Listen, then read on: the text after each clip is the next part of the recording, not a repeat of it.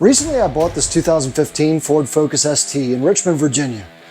And I bought it knowing that it had a coolant burning issue. I verified this when I started the car where I purchased it from. And you remember in the last video what happened when I put coolant in the system. Now unfortunately in the 2 weeks that I've owned the car now, I have found that there's another large issue. And there's no way that the seller didn't know about this issue, but he didn't disclose it to me. But that's neither here nor there. I still got a good deal on this car, and I'm not upset about it, nor upset with the seller. In this video, we're gonna dive into what that issue is, and I've decided I'm gonna put a brand new Motorcraft head in this car. But before I do that, I'm gonna pull the coil packs, I'm gonna pull the spark plugs, I'm gonna bore scope the cylinders, I'm gonna look at the cylinder walls and the tops of the pistons to see what each cylinder looks like, and I'm gonna do a compression test on all 4 cylinders. So if you're a new viewer, welcome to the channel, and if you're a returning viewer, welcome back. So let's not waste any more time, let's get right into the focus.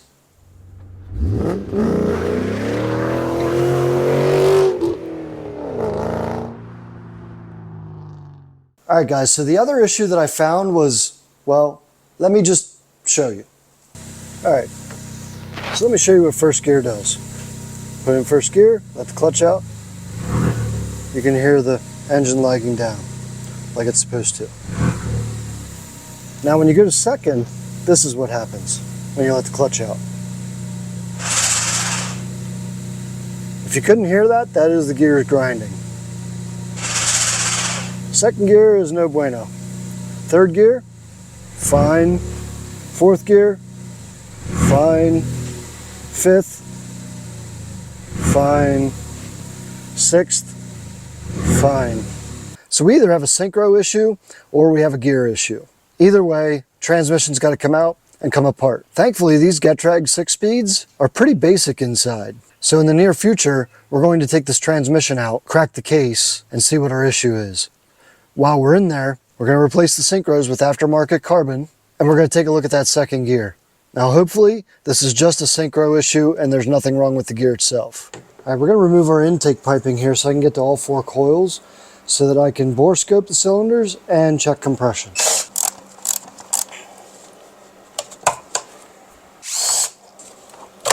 And remove there. Okay, now we can get to all 4 coil packs. Pull the red safety latches back. Come in with an 8mm.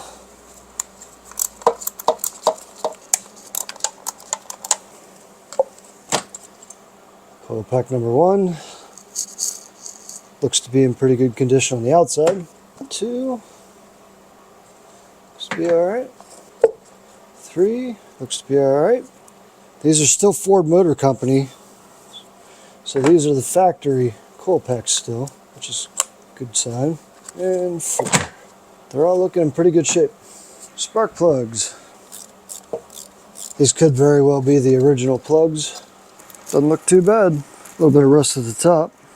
They're Ford. We are going to change these spark plugs when we do the head. Cylinder number 2 coming at you. Also looks pretty good. A little old, but looking good. Cylinder number 3 also looking good. And last one. A little bit of carbon on there. A little bit of soot. Alright, let's take a look down inside there. Okay, so I didn't really find much while bore scoping the cylinders. There's definitely carbon on top of the pistons. I can't really see the cylinder walls. We'll have to take a look at those when we have the head off. So now let's do a compression check. Not bad, about 140 psi. Cylinder 2 looks to be about 140 also. Cylinder 3. That one looks to be about 150. Cylinder 4 looks to be about 155. So I'd say the overall condition of our motor is pretty good. This is exactly why I want to put a head on here instead of replacing the engine. These rings are obviously good. They're sealing. I have no issues there. So this is why we're going to do a head. We're going to make a good engine out of this. Well, hello everybody. So I'm headed to a place that I've always wanted to go, but I've never made the time to go to. And the only reason I'm going there is because it's the only place around me that has a Focus ST in it. Where I'm going is Harry's You Pull It. It is a salvage yard where you pull your own parts, and because of that, the parts are much cheaper. So let's take a road trip together in the WRX.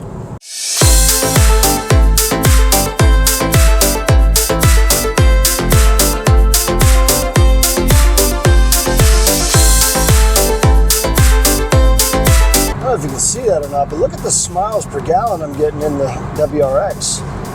This thing's like a Prius, but more fun.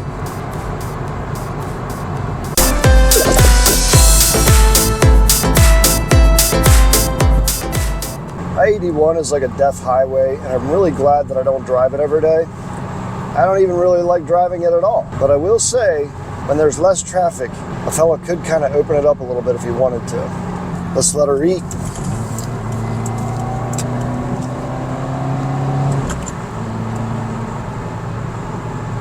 Just a little bit. Okay, so we're here. Doesn't everybody bring a WRX as their parts pooling yard car? That's what I did. So you know how kids have their candy stores and their toy stores and they go absolutely nuts when they go into either one of them? This is my Toys R Us without the Jeffrey. Alright, mission accomplished. Unfortunately, what showed up online as a Focus ST was not a Focus ST. It was a 2015, so I was able to get a few things. Mainly, I got a rear hatch to replace my busted one. Because the rear hatches, there's no difference except for the spoilers and stuff on top, which I can swap over. One difference is also the color, which I'm going to paint this tuxedo black, so it'll be fine. And I'll switch my badges over. I also scored a radio module, which I hope works. I scored that missing right rear lens and an airbox cover that I'm missing. So yeah, it cost me $167 for everything, which it's not as cheap as down my way, but it's still a good deal nonetheless. I'm gonna go through the 610 stop signs here in Hazleton to get home. Oh, in case you were wondering, a Focus rear hatch just fits inside of a WRX. So there's that. Need to get something squared away just real quick, just because it's bothering me. There. All better. Boop, boop, boop. Boop, boop, boop. I have to replace this audio control module in here just because I'm tired of not having a radio and I got to see if this new one works. So we're going to remove our airbag lights.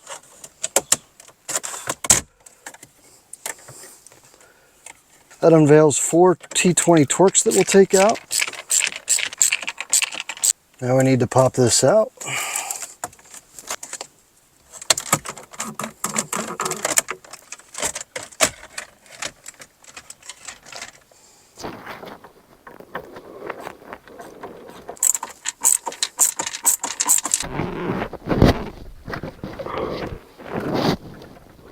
Disconnect our harnesses from the back.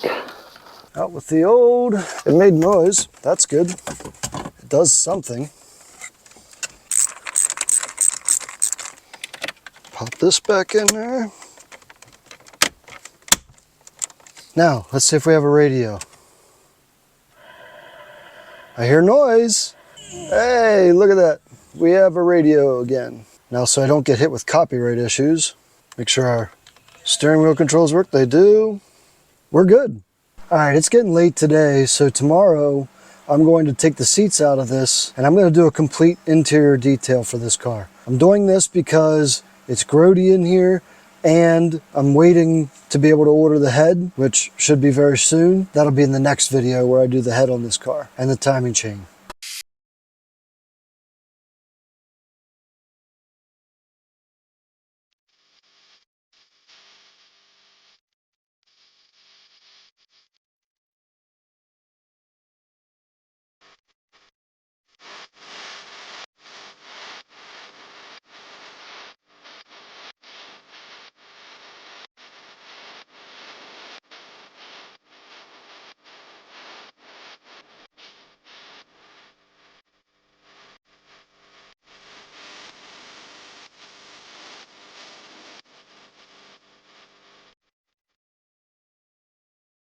This engine bay is grody. I've covered the K&N filter with a plastic bag to keep it protected. And I'm going to clean this engine bay up a little bit. It is really dirty in here. And before too long, I'm going to be tearing this head apart. So we're going to use some of the good stuff, which is Simple Green in a Rural King bottle. And this is the old school Simple Green, by the way. Not that pussy stuff from today. This is the real Simple Green. There are electronics I will try to stay away from, but it'd be all right. So you really should watch your electronics in here, but it'll be okay. It'll be okay because I think it'll be okay. And I think it'll be okay because I'm sure it'll be okay. I think. But anyway, let's rinse off the Simple Green good stuff.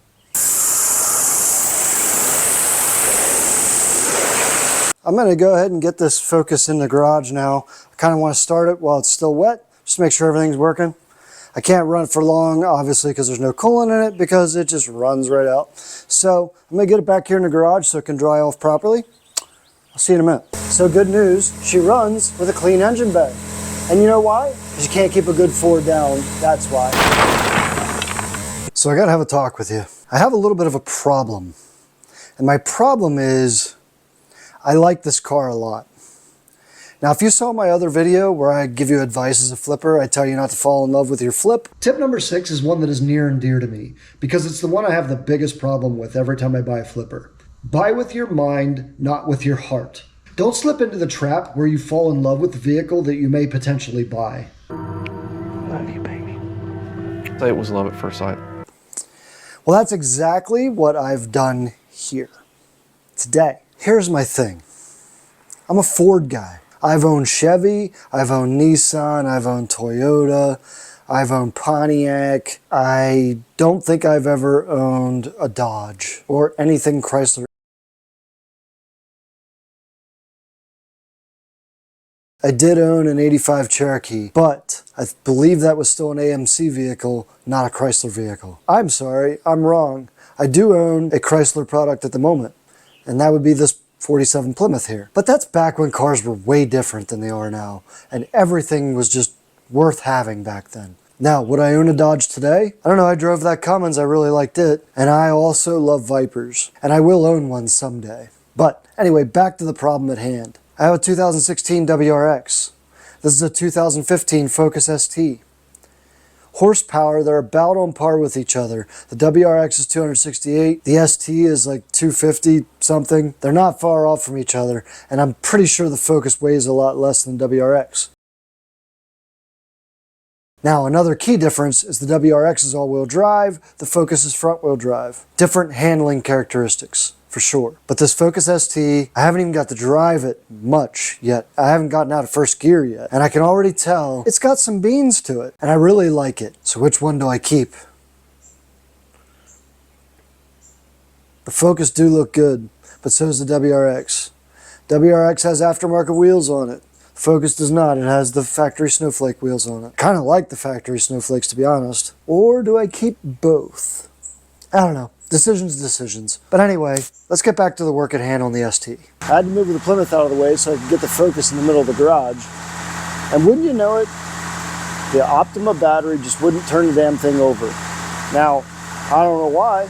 I start this car every few months for at least 3 minutes. But in all seriousness, this is the second Optima battery I've had in here. I don't think they're as good as they used to be, or they're cracked up to be. This old radio unit, I'm going to put in the storage area where I keep old non-working radios. All right, I need to disconnect the battery. While the seats are not power, they are airbag seats. We don't want that popping off. 13 mil. Not exactly the best grounding design, Ford. Not exactly. Let me give you an idea of what we're working with today.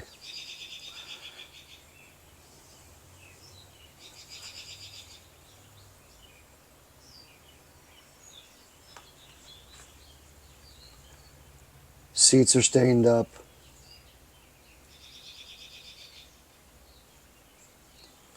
Floors.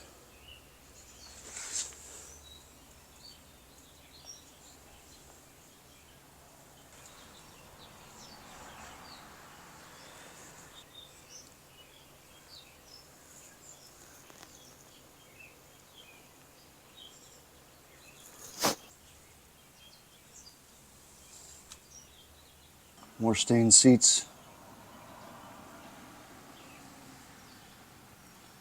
Front passenger seat is the worst.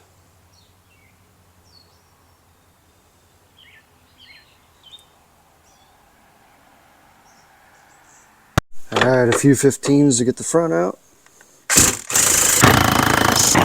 Alright, we have to get the seat harness disconnected. Push down on this tab, open this up. There it is. And out we come. Yummy. Oh, money. We're making money again. Just like we did with the Audi. 20 cents richer. Only $3,499.80 away from making our money back. $3,499.78 away.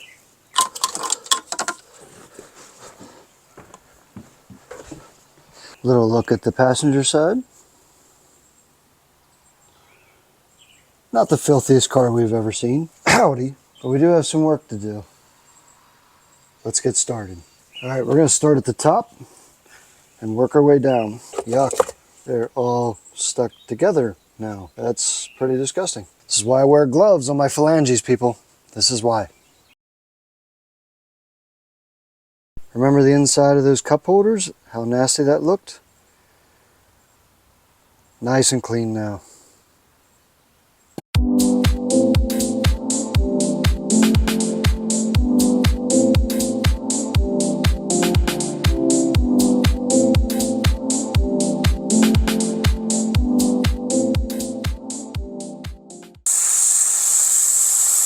If your detailer isn't steam cleaning your seat bolts, you need to ask yourself why.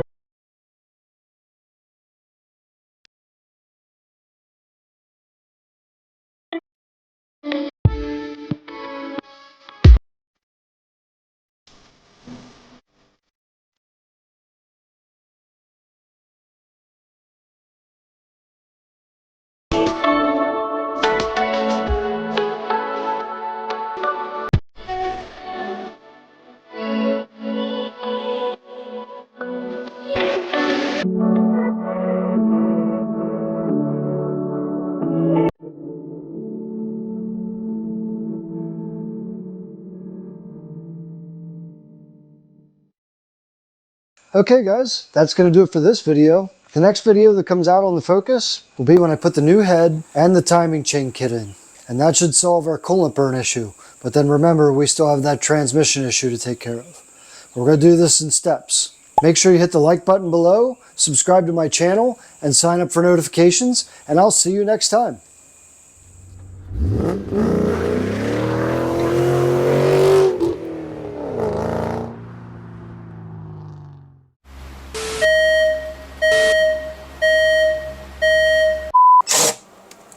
That's the wrong size. That is also the wrong size. I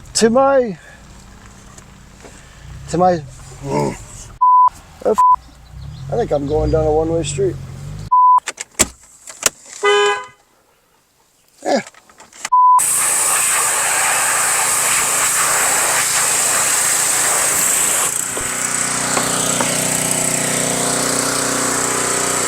Sorry folks.